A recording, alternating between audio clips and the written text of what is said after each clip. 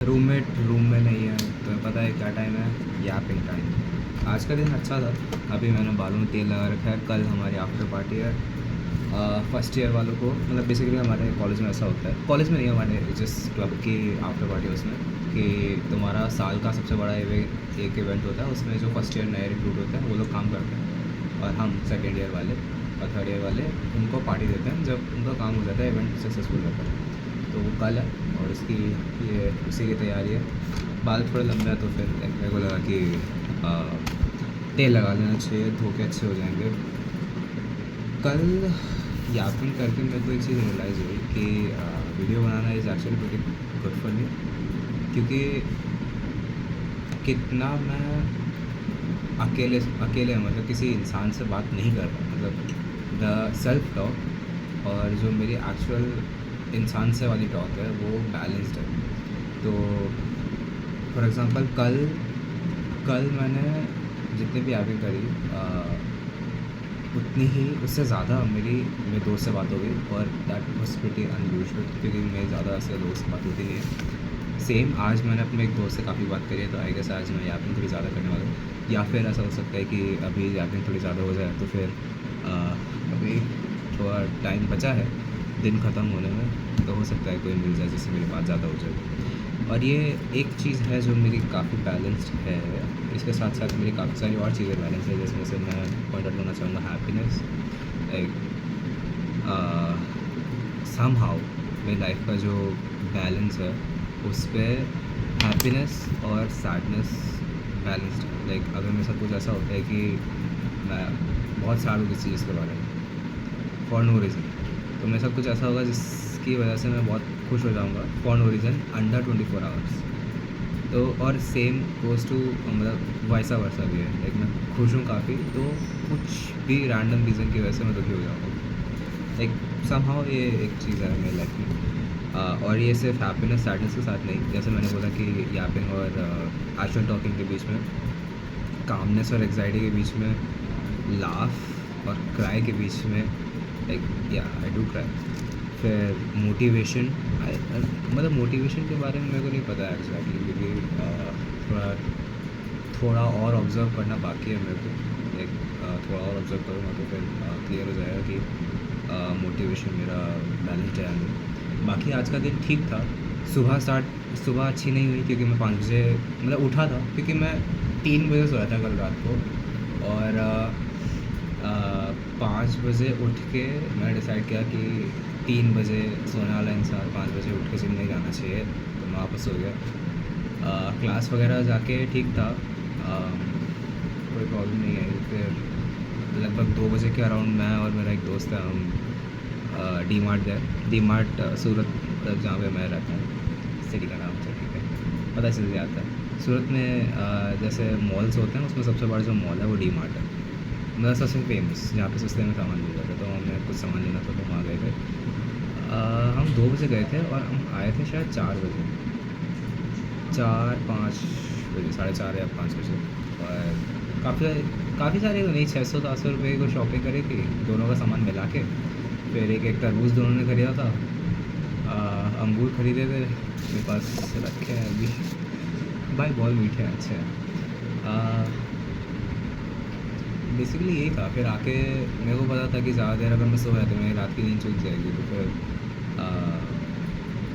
फिर भी मैं अलार्म लगा के, ताकि डीप स्लीप में ना चला जाऊँगा, तो 40-40 मिनट के मैंने अलार्म लगाए थे। तो मैं अराउंड 5 बजे के आसपास, 5 बजे के आसपास सो गया था।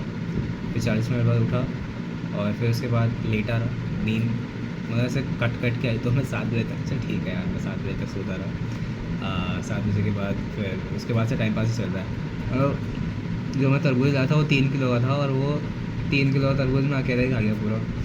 अब देखते हैं कि कल इससे कोई एक फ़र्क ना पड़ जाए। तरबूज अच्छा था, जो इसका बीच वाला पार्ट होता है ना वो अच्छा रहता है, मीठा एकदम। बॉल्स के पास वाला रेड पोर्शन ठीक है, खाना पड़ता है क्योंकि मतलब वही सिखाया, वो फेंकते नहीं है। बाकी तो ठीक था। उसके बाद कैन की वीडियो वगैरह देख के ही टाइम बिता दिया। खाना तो खाया नहीं क्योंकि वो 3 किलो का तरबूज ही काफ़ी था। और हाँ, फिर मैं पढ़ाई पढ़ाई करने बैठा। जो अभी एक चीज़ है, एक इसमें मैं एक और यापिंग सेशन बनाऊँगा फिर कभी। मेरे को नहीं, अभी बनाते हैं ना, बहुत टाइम है। बायोचार बायोचार वो चारकोल होता है जो बायो मटेरियल से बनता है। तो मेरे को एक इंटर्नशिप का ऑफ़र आया है। अभी तक इंटर्नशिप उन्होंने ऑफ़र नहीं करी है, पर उनसे मेरी बात चल रही है। तो उनका ऐसा सीन है कि सूरत में एक छोटा सा स्टार्टअप है वो ऑपरेट करते हैं और वो लोग बायोचार बनाते हैं। तो उनको वर्किंग मेंबर चाहिए समर इंटर्न के टाइम पे। तो मैं हूँ, फ्री था मैं, मतलब उस टाइम पे मेरे को चाहिए अब इंटर्नशिप सेकेंड ईयर। तो कुछ कुछ काम दिए थे उन्होंने जब मेरी उनसे बात चालू हुई, क्योंकि एक तो वो एग्रीकल्चर में और ऊपर से मैं एग्रीकल्चर में काफ़ी इंटरेस्टेड हूँ। तो फिर वो उसमें चल रहा था। तो ये सेकंड टास्क उन्होंने दिया है और उन्होंने बोला था कि जो मशीन होती है बायोचार बनाने की, उसके बारे में देख के आओ। कि क्योंकि मेरा एग्जैक्टली वहाँ पे काम ये रहेगा कि मेरे को मशीन बनानी है। मशीन बनाना मतलब मैंने कभी किया नहीं, मेरी 3D मॉडलिंग भी ज़्यादा अच्छी नहीं है। तो पता नहीं, एकदम नया नया चैलेंज रहेगा, पर आई गेस हो जाएगा। मैं कर हो जाएगा, ठीक है। तो उसका काम किया था। रिसर्च अभी चल रही है, अभी मैं उसकी मशीन का ही देख रहा था। जो मतलब जो बायोचार होता है, जब हम बायोचार की प्रिपरेशन करते हैं तो फिर उसमें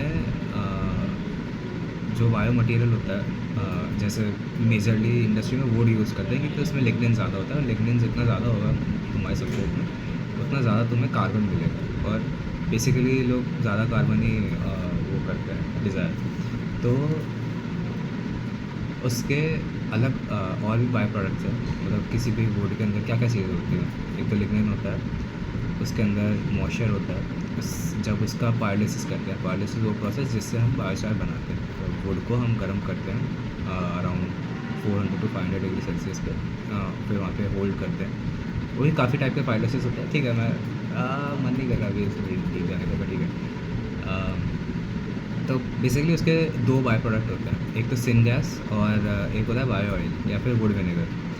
अब जो रिएक्टर है, कंटिन्यूस रिएक्टर, जो मशीन है जिससे कंटिन्यूस बन रहा है, उसमें जो एक उसमें ये रहता है, सिलेंडर जो रोटेट होता रहता है और ये हीट होता रहता है। यहाँ पे लाइक हीटर लगे रहते हैं, इससे कांस्टेंट गैस निकलती रहती है और ये रोटेट होता रहता है। तो और इसके अंदर वो स्पाइरल लगे रहते हैं ताकि जो मैटर है वो आगे मूव करता रहे। तो इसमें से सिन गैस और वुड ऑयल कैसे निकलता है, ये चीज़ मेरे को बिल्कुल समझ में नहीं आ रही थी। मतलब मैं इमेजिन नहीं कर पाया था कि कैसे होता होगा। तो चाइना की कुछ कंपनीज़ के उन लोगों ने वो अपलोड कर रखे हैं वीडियो कि भाई जो हमारी मशीन है वो काम कैसे करती है, उसका 3D मॉडल उन्होंने अपलोड कर रखा है। तो वो देख के फिर मेरे को लगा कि यार हाँ, मतलब उसको मैंने 3-4 बार देखा और एक स्पेसिफिक पार्ट को बार बार पीछे कर करके देखा, तब जाके मेरे को समझ में आया कि वो क्या मैकेनिज़्म यूज़ कर रहे हैं।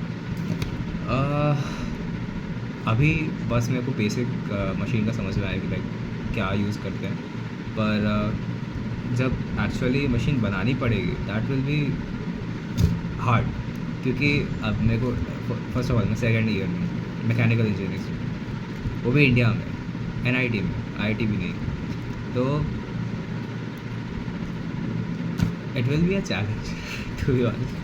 मतलब ठीक है, अगर तुम पर्सनली कभी कोई मशीन बनाना ट्राई करोगे ना, तो फिर तुम्हें समझ में आया कि लाइक डिज़ाइनिंग से लेके फिर एक्चुअली उसका मटेरियल सिलेक्शन, फिर मटेरियल तुम्हें कितने में मिल रहा है, मटेरियल की कॉस्ट तुम्हें वो करनी पड़ती है कि लाइक इसी कॉस्ट में मेरे को अगर स्लाइटली गंदा मटेरियल पर कॉस्ट 3 गुना कम है तो तुम वो वाले मटेरियल पे जाओगे, हालांकि वो गंदा है पर कॉस्ट सेविंग है। तो मतलब ऐसे काफ़ी सारे इटरेशन वगैरह के साथ तुम्हें फिर कोई मशीन डिज़ाइन करनी पड़ती है और फिर एक्चुअली बनानी होती है। अब उन्होंने मुझे पूछा है कि वेल्डिंग और बोल्ट्स के बारे में पढ़ के आना, तो मेरे को लग रहा है वो बंदा मेरे से मशीन बनवाने वाला है एग्जैक्टली। देखते हैं, एक्सपीरियंस अच्छा रहेगा अगर मेरे को वो चांस मिला। बाकी तो लाइफ में अभी काफ़ी सारी चीज़ें चल रही थी, फिर पापा से बात करी, उन्होंने बोला कि भाई काफ़ी सारी चीज़ें चल रही है, तूने काफ़ी सारी चीज़ें करी भी है। मैं बताता हूँ उनके बारे में आगे। तो अभी पर कॉलेज में टाइम है कि पढ़ाई पे ही ध्यान दिया जाए, डिग्री एक बार आ जाए, फिर एक बार थोड़ा स्टेबल बैकग्राउंड हो जाए, उसके बाद पर्सनल प्रोजेक्ट्स किया जा सकता है, विच मेक सेंस। ये मतलब लाइक एक बार पैसे आ जाए और एक बार थोड़ा स्टेबल हो जाए इंसान, तो फिर उसके बाद जो चीज़ें वो करना चाहता है वो कर सकता है।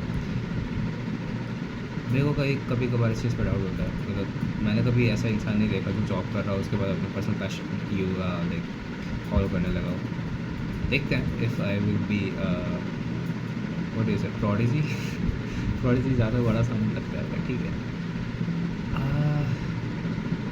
आज के यापिंग सेशन के लिए इतना रखते हैं। यापिंग सेशन मेरे को ज़्यादा खुलने का मौका देता है और एक ऐसे जो सेल्फ टॉक मैं भी कर रहा हूँ, ये पिछली बार मतलब कल से थोड़ा ज़्यादा ओपन होगा, पर आने वाले सेशंस शायद और ज़्यादा ओपन होंगे। लाइक मैं इम्प्रूव करूँगा डे बाई डे, क्योंकि लाइक इम्प्रूवमेंट ही नेचर है, चेंज ही नेचर है, चेंज होगा। और मुझे लगता है जितना ज़्यादा मैं अपने आप से एक कैमरे के सामने बात कर सकता हूँ, उतना जो मेरी अपने आप को सडनली ओपन करने की कैपेबिलिटी है वो बढ़ जाएगी। देखते हैं, it will be helpful in some way I guess. चलो, गुड नाइट।